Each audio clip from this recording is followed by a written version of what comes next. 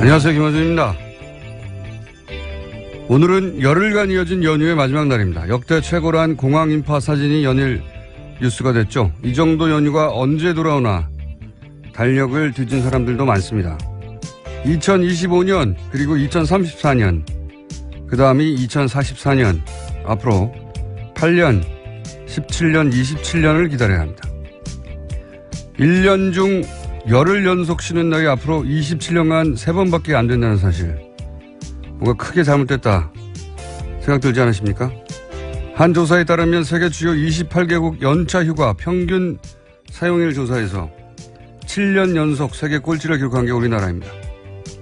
유럽 대부분 국가들은 25일에서 30일 수준, 홍콩, 인도, 싱가포르 같은 아시아권도 15일 정도.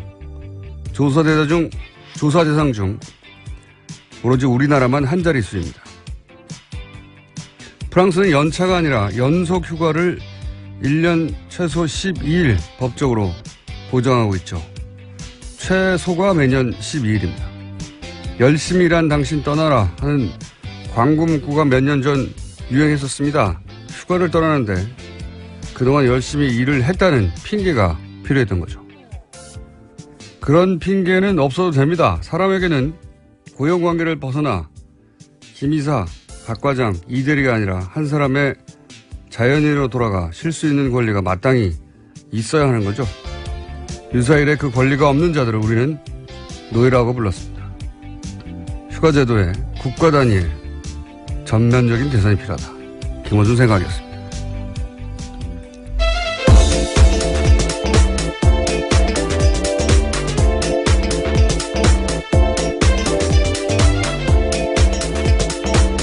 시사인의 김은지입니다. 네, 김은지 기자 호가 있다고 저희 PD가 실검일이 김은지라고. 예, 앞으로 예, 네 글자라서 어쩌다 그렇게 된 것 같은데. 본인 소개를 그렇게 해주세요. 예. 예. 열흘이 길지 않아요? 예, 뭐 훌쩍 가더라고요. 예, 오늘 사실은 연휴 마지막 날인데 저희는 억울하게 하루 일찍 끌려 나왔습니다. 예. 이태리에는 헌법에 보장돼 있어요. 헌법에요? 헌법에 휴가에 대한 권리는 보장되어야 하고 그 권리는 포기할 수 없다. 이렇게 헌법이. 아니 무슨 휴가를 헌법에 넣느냐 이런 생각도 하실 텐데 저는 휴가에 대한 우리나라의 이제 일반적인 인식 수준을 바꿔야 된다고 생각을 하는 게 열심히 일한 당신 떠나라. 굉장히 성공적인 가표잖아요. 많은 사람들이. 설득되는. 근데 이제 이게 가만히 생각해 보면 일을 열심히 했으니까 떠나도 된다 하는 어떤 명분을 만들어준 거거든요. 그러니까 정상적인 휴가조차 눈치를 보고 못 떠나는 우리 사회 분위기를 반영한 거죠, 이제. 열심히 일했으니까 떠나, 이제 괜찮아, 이렇게. 근데 남들보다 훨씬 열심히, 더 미친 듯이, 일을 하지 않아도 그냥 정상적으로 일을 했으면 이미 충분한 겁니다. 예, 권리죠, 그냥. 그러니까 우리 사회가 아주 오랫동안 반기업 정서, 반기업 정서가 나라와 경제를 망친다 이런 얘기 많이 했었잖아요. 요즘도 해요. 반기업 정서라는 단어를 검색하고 있으면 아직도 많은 사람이 그런 얘기를 합니다. 예. 근데 우리나라 노동자 휴가가 OECD 국가 중에 한 자릿수예요. 유일합니다. 한 자릿수가. 예. 이것도 근데 그 연차 휴가가 한 자릿수거든요. 연차 휴가라는 게 한 달에 한 번 쓰는 거잖아요, 보통. 그렇죠? 그걸 다 합친 게 열흘이 안 된다는 거예요. 전 세계에서 이 조사한 국가 중에 유일하게. 근데 이제 1년에 연속으로 열흘 정도 쉬는 거를 이번에 황금 휴가라고 10년 단위로 기다려야 되는 황금 휴가더라고요. 찾아보니까. 미친 겁니다. 제가 보기엔. 매년 이 정도는 쉬어줘야, 최소 매년 이 정도는 쉬어줘야 한다고 다른 나라에서는 얘기하는데 우리는 10년에 한 번이에요. 예. 세계 최장시간 노동이라고 하고 우리나라가. 그리고 세계 최단기 휴가인 거죠. 예. 그러니까 세계 최저 출산율이 나오는 겁니다, 이게. 예. 행복지수도 가장 낮은 나라고, 이게. 일로부터 자유로울 권리를, 예, 법으로부터. 네, 그렇죠. 제도로, 강제로 보장해야 된다. 예, 권리와 의무 모두, 예, 보장하면 좋을 것 같습니다. 예. 휴가에 대해서요. 너무 오랫동안 일만 해왔어요. 예. 반기업 정서. 영어로는 반기업 정서 많이 애씁니다. 난 갑자기 영어를. 저도 해외 갔다 온 김에 갑자기 말도 안 되는 소리고요. 우리나라처럼 기업하기 편한 나라가 없어요. 자, 뉴스를 진행해볼까요? 네. 계속해서 트럼프 대통령 소식 전해드렸었는데 오늘도 첫 소식은 트럼프 대통령 이야기입니다. 도널드 트럼프 미국 대통령이 현지 시각으로 7일에 과거 북한과의 협상이 효과가 없었다면서 단 한 가지는 효과가 있을 것이다 라고 주장했습니다. 군사적 옵션을 내비쳤다라는 해석이 나오는데요. 동시에 또 북한이 미국 본토를 위협할 ICBM을 발사 준비한다는 소식도 있습니다. 내일이 북한의 노동당 창건 72주년 기념일인데 이를 앞두고 북미 간의 신경전이 이어지고 있는 겁니다. 너무 그렇게 열심히 할 필요 없어요. 오늘 출근하는 사람 그렇게 많지 않습니다. 팟캐스트로 많이 들으시더라고요. 오늘 내가 운전해 오다 보니까 역시 도로에 차가 없어요. 예. 우리끼리 하는 거예요, 이거. 네, 휴가는 중요하니까요. 트럼프 대통령이 단 한 가지는 효과가 있을 것이다. 무슨 뜻일까 뭐 해석하고 있던데 해석할 필요 없어요. 예. 그냥 협박하는 거예요. 계속해서 내가 뜻이. 미국 기자들도 계속해서 물었는데요. 그게 무슨 뜻이냐고요. 아주 조만간 알게 될 것이다 라고만 답했다고 합니다. 예. 뜻을 알 리가 있나요? 그냥 협박하는 건데. 트럼프는 자신이 미친 사람으로 보여서 실제로 그런 결정을 내릴 수도 있다. 라고 상대에게 인식을 시켜서 협상을 유리하게 끌고 가는, 그런 걸 자신의 전략이라고 한다고 하는데, 이거는 자기 개인 비즈니스 할 때는 유용한 전략일 수 있습니다. 왜냐하면 그런 전략이 실패해도 잃는 거는 결국 자기 돈밖에 없잖아요. 근데 이거는 한순간의 실수나 착각으로 우리가 주는 거예요. 다른 나라 사람들이 수백만 명 이상의 목숨이 걸리는 일이에요. 예. 그러니까 자기가 개인 비즈니스 할 때 쓰던 전략을 예, 국제 외교에서 자기 목숨을 걸고 하면 또 모르겠어요. 다른 사람 목숨을 걸고 하는 겁니다. 예. 이런 정신 상태를 가진 사람의 트윗을 뭐 하루가 멀다 하고 중계하면서 거기 무슨 대단한 전략, 뭐 그런 게 있는 것처럼 해석을 하는데 없어요, 그런 거. 미국 대통령이니까 무슨 대단한 철학과 정신과 전략이 있을 것만 같다고 착각하는 거죠. 예. 그냥 장사꾼이 평생 자기가 하던 대로 국제 얘기를 하는 겁니다. 다른 사람 생명을 판도를 걸고. 네, 같은 비판을 소설가 한강 씨가 뉴욕타임스에다가 기고하기도 했습니다. 제 기고는 왜 안 받을까요? 이건 보십시오. 우리 언론은 이걸 생중계할 게 아니라 끊임없이 비판하고 압박을 해야 돼요. 아니 우리 생명을 걸고 자기 판도를 걸든가. 우리나라 국민들의 생명을 걸고 자기가 왜 이런 도박을 하는 겁니까? 그걸 무슨 대단한 국제적인 전략과 정신이 있는 것처럼 이렇게 중계하고 무슨 의도일까? 바보 같은 짓이에요. 바보 같은 짓. 이런 거를 우리 언론들이 그 뒤에 깊숙한 위대한 전략이 있는 것처럼 중계하는 것은 관종이라니까요. 그냥. 자기 장사하던 기법대로 국제 얘기를 하는 겁니다. 홍군형을 내야 됩니다. 이건. 자, 오늘은 휴일이니까 널널하게. 자, 다음 뉴스는요. 네, 또 눈에 띄는 소식이 있는데요. 미국 국무부가 다음 달 미국에서 열리는 역도 세계선수권대회에 북한 선수들 비자 신청이 가능하다라고 밝혔습니다. 그러니까 대회를 준비 중인 미국 역도연맹에서 말한 건데요. 등록 마감일 전에 북한 측으로부터 연락이 올 것을 기대하고 있다라고 밝혔다고 합니다. 대통령은 이제 이렇게 미친 사람 전략을 쓰고, 예, 그게 무슨 대단한 것처럼. 북한의, 벼랑 끝 전술, 하고 뭐 똑같은 겁니다, 그냥. 예. 똑같은 거예요. 무슨 여기 위대한 전략이 있어요. 내가 더 미쳤냐. 이 동네 미친놈은 나야. 이런 거잖아요, 전략이. 자, 그런 가운데서도 또, 뒤에서는 협상 혹은 대화 혹은 뭐, 스포츠 교류까지도 스포츠 있는 교류 거죠. 예. 이런 거는 추진하고 있다. 뭐 이런 뉴스입니다. 네. 또 앞서서 말씀드렸는데요. 소설가 한강 씨가 뉴욕타임스 8일자에 기고한 글이 또 화제가 되고 있습니다. 제목은 미국이 전쟁을 이야기할 때 한국은 몸서리친다인데요. 부제는 승리로 귀결되는 어떠한 전쟁 시나리오도 없다라는 내용입니다. 그러니까 한국 사람들한테 전쟁은 현실이다라는 건데요. 그렇기 때문에 평화적이지 않은 해법과 승리는 공허하고 터무니없으며 불가능한 슬로건이다라고 지적했습니다. 트럼프 대통령은 위대해서 미국 대통령이 된 게 아니고 미국 대통령이 되고 보니 위대한 사람인 줄 착각하는 거예요. 예, 별거 없습니다. 자, 이런 기고문이 한국에서 더 많이 가야죠. 예. 이게 벌써 몇 달 만에, 몇 달입니까? 몇 달 동안 전쟁 난다고 하는데 우리나라에서 이런 기고를 한 사람이 주요 매체, 미국 주요 매체 처음이라는 게 이게 안타까운 일인 거예요. 예. 우리가 당사자인데 한강 씨한테 고마움을 제가 개인적으로 전합니다. 저희가 인터뷰 하자고 하실까요? 예. 추진해 보겠는데 국내 인터뷰는 잘 안 하시는 것 같더라고요. 또 다음 뉴스는 뭡니까? 네, 또 올해 노벨 평화상을 핵무기 폐기 국제운동이란 단체가 받았는데요. 이 단체 또한 도널드 트럼프 미국 대통령과 김정은 북한 노동당 위원장을 비판했습니다. 둘 다 멈춰야 한다라는 메시지를 낸 건데요. 핵무기를 사용하겠다고 위협하는 행위도 불법이고 핵무기 보유와 개발 역시 불법이다라고 강조한 겁니다. 알겠습니다. 예. 핵무기 폐기 국제운동. 트럼프와 김정은 모두 비판을 했다. 정상이죠. 둘 다 비판을 해야 되는 거죠.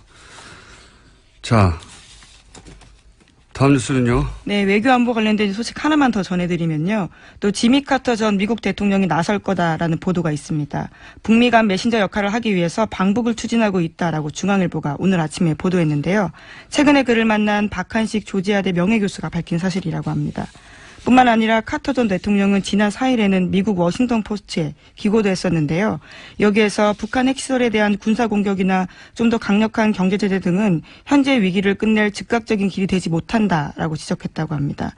그렇기 때문에 고위급 대표단을 보내야 한다라는 주장까지 했는데 그것이 사실상 본인의 방북을 희망한다라는 겁니다. 94년도였던가요? 경술의 협상을 이끌어낸 제네바 합의. 에서 큰 역할을 했죠. 예. 근데, 카터 대통령은 너무 많고요, 나이가 이제. 94세예요. 네, 90대입니다.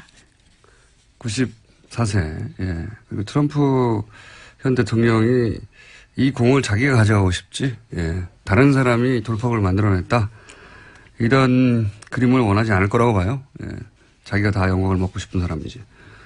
그래서 저는 94정과 같은 역할을 못할 것이다. 개인적으로 전망하는 바입니다. 여하간 그런 움직임이 있다. 자, 다음 순요. 네, 최근 미국 여론조사에서 트럼프 대통령의 지지율이 역대 최저를 기록했다고 합니다. 32%인데요. AP통신의 분석에 따르면 트럼프 대통령은 연일 북한과 말폭탄을 교환하고 백인 우월주의자들의 공감하는 모습을 보이면서 지지율이 급락하고 있다라는 겁니다.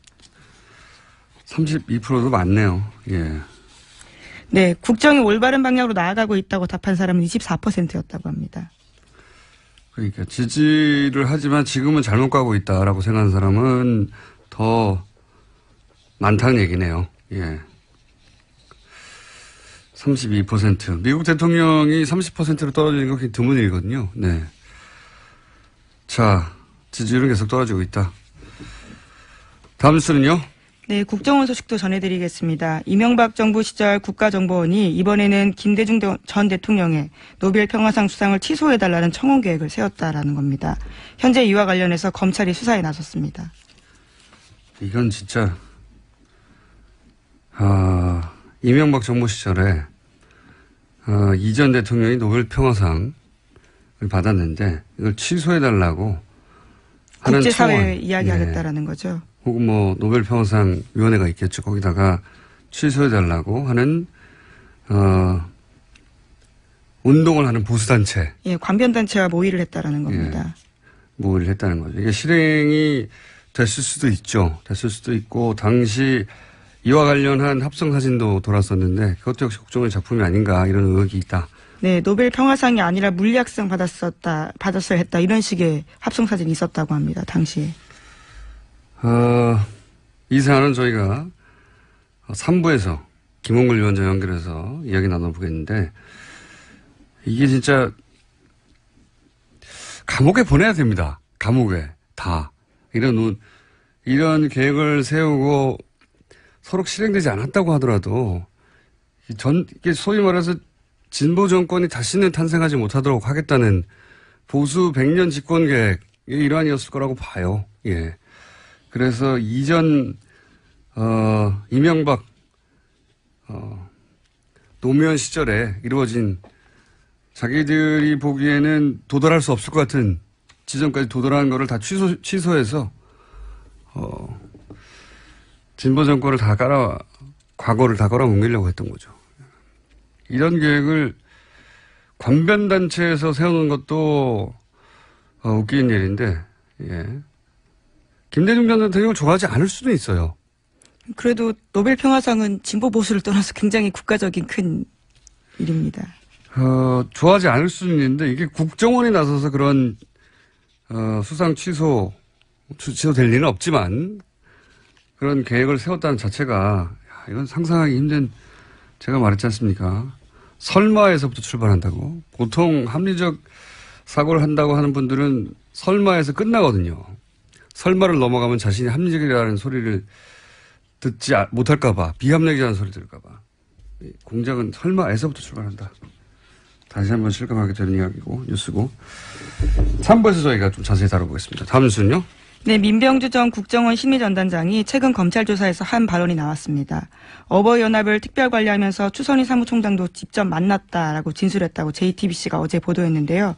민 전 단장은 어버이연합을 유별나게 챙긴 원세훈 전 원장 지시로 직접 만나게 되었다라고 진술했다고 합니다. 저는 이 정도 되면, 예, 국정원 1급 국장이 어버이연합을 만났다는 거잖아요. 그것도 이전 뉴스에 하면 10여 차례 정도 만났고 그때마다 돈을 줬다는 거고. 그렇죠. 예. 어버이연합의 추선희 사무총장은 자신은 국정원인 줄 모르고 만났다. 중소기업 사람인 줄 알았다라고 말도 안 주장했었죠. 되는 소리를 했는데, 근데 이 정도 되면 말이죠. 국정원 1급 국장이 한 번도 아니고 이렇게 10여 차례를 만났다는 걸 보면 어버이연합이 자생적으로 생기자 이에 국정원이 접촉한 게 아니라 국정원이 애초부터 어버이연합 자체를 탄생시킨 거 아니냐. 저는 이런 의구심을 가질 단계다 이제. 예, 그런 생각이 듭니다. 사실 추선희 사무총장에 대해서 여러 가지 의혹들이 과거로부터 있었고 어버이연합에 대해서도 이거 돈 어디서 났냐 여러 차례 추궁이 있었죠. 그래서 제가 기억하기로는 한겨레 신문에서 관련 기사를 쓰니까 어버이연합 몰려와가지고 통장 계좌 흔들면서 이거 다 자발적으로 모은 돈이다. 그러면서 격렬한 시위를 했었죠. 예. 어딜 가시더라도 격렬하게 시위하십니다. 근데 당시 이제 그 언론사 앞에서 굉장히 격렬한 시위를 했었는데 그 격렬한 시위 자체를 저는 국정원이 뒤에서 또 사주한 것이 아닌가 이 부분도. 왜냐하면 본인들이 드러날까봐 아예 최전선에서 막는 거죠. 이것도 의구심을 가지고 조사를 해봐야 된다. 어버이연합 자체의 탄생부터 저는 다시 뒤져봐야 된다. 그런 생각이 듭니다. 자생적으로 만들어진 게 아니라 애초부터 그렇게 만들어낸 거일 수도 있다. 자, 하나 정도 더 할 시간이 있습니다. 네, 어제 대한애국당에서 자칭 양심 선언을 한다면서 기자회견을 했는데요. 최순실 씨 태블릿 PC가 주인이 따로 있다라는 주장을 한 겁니다. 박근혜 전 대통령 대선 캠프에서 일했던 신혜원 씨가 그 주인공입니다. 그렇군요.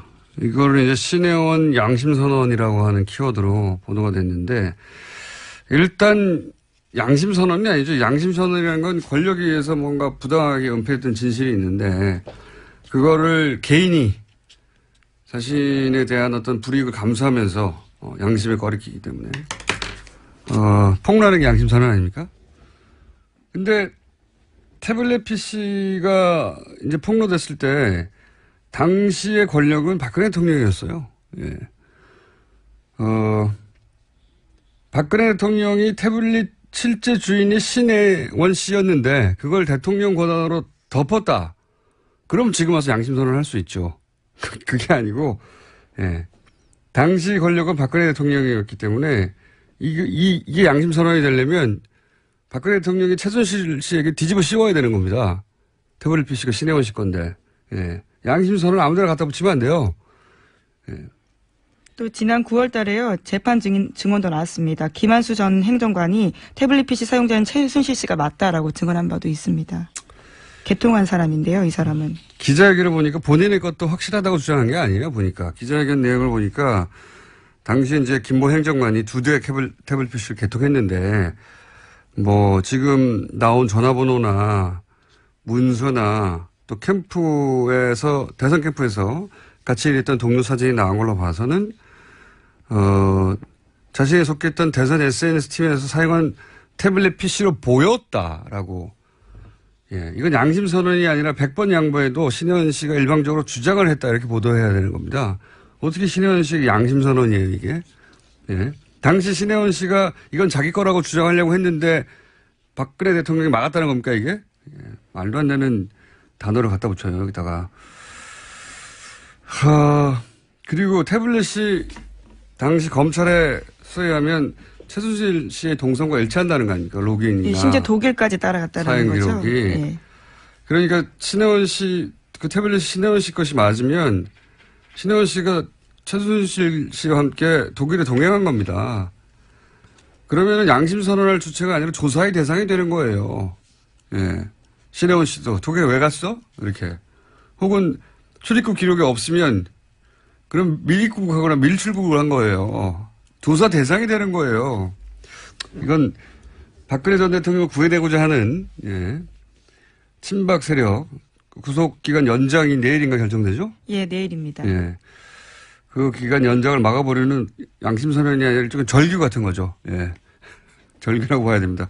그런데 신혜연 씨 같은 경우에는요, 이미 유죄 판결을 받은 바가 있습니다. 선거법 위반으로 이미 SNS를 불법적으로 사용했다라는 것들이 있는데 이게 과연 유리할지도 좀 의문입니다. 뭐 선거법 위반이어도 양심이 꺼리낀 일을 폭로하고 양심선언을 할 수는 있는데 이건 양심선언이 아니라는 거죠. 예. 이걸 양심선언이라는 키워드로 본인들이 주장한다고 그대로 보도해주면 이건 저는 언론의 직무유기라고 봅니다. 대체 어디서 양심의 선언을 읽어낸 건지. 예. 양심선언은 아니고요. 예. 그런 주장이 있었다. 예. 그런데 그런 주장이 사실이라고 전제하면 신혜원 씨는 조사 대상이다. 그리고 신혜원 씨가 어떻게 최순실 씨와 독일을 동행했다는 건지 혹은 뭐 거기에 찍힌 최순실 사진을 그럼 옆에 앉아서 찍었다는 건지 가족 사진도 조사의 대상이 되는 거죠. 물론 뭐 이게 사실로 밝혀질 확률은 제로에 가깝다고 저는 보긴 합니다만 그런 주장은 있었고 어제 크게 보도가 되고 검색어도 올라왔고 그죠? 화제가 되긴 했었습니다. 하지만 양심선언은 아니다. 예, 정확히는 신혜원 씨가 속한 단체에 대해서 이야기한 겁니다. 선거법 위반 부분요. 어쨌든 양심선언이라고 보도한 자체가 저는 이게 언론의 직무유기라고 봅니다. 여기까지 할까요? 예. 네. 휴가를 하루 일찍 끝내서 억울한 시사이네. 예, 김은지였습니다. 감사합니다.